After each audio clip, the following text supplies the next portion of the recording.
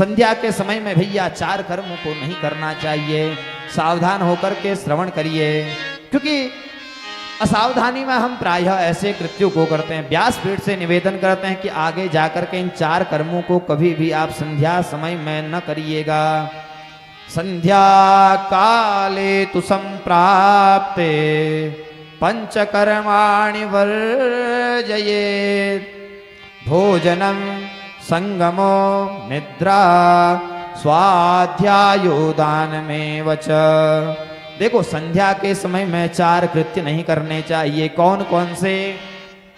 भोजन नहीं करना चाहिए। संध्या का जब समय होता है, जब सूर्य अपनी लालिमा को प्राप्त हो रहा है, अस्ताचल की ओर जा रहा है, और जब तक अंधेरा पूर्णतः न आ जाए तो उसे संध्या समय कहा जाता है।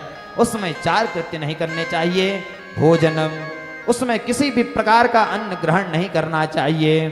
संगमो, अपनी पत्नी के साथ सहवास नहीं करना चाहिए।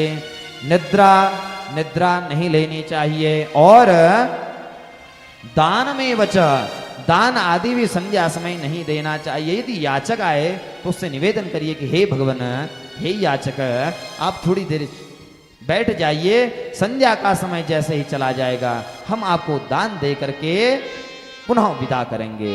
अब प्रश्न उठा कि इन चार चीजों को करने से क्या होता है। दूसरे श्लोक का श्रवण करिए।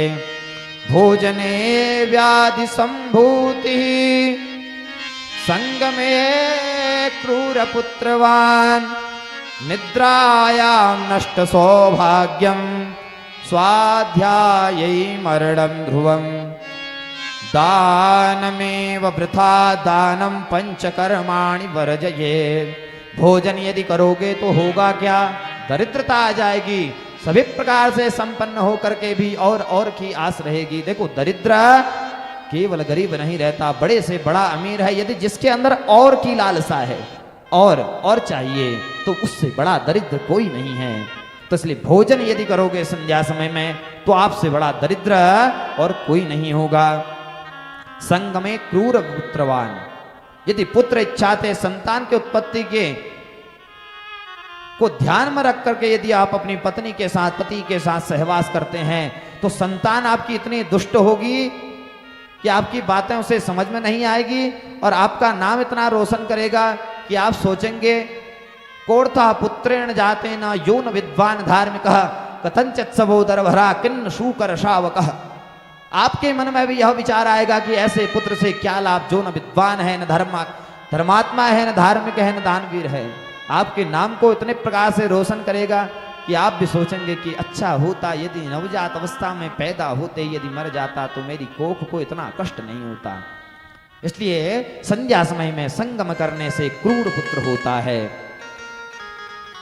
और आगे कहते हैं निद्रायाम नष्ट सौभाग्यम, यदि आप निद्रा लेते हैं तो आपका सौभाग्य नष्ट होता है, आपकी आयु क्षीण होती है।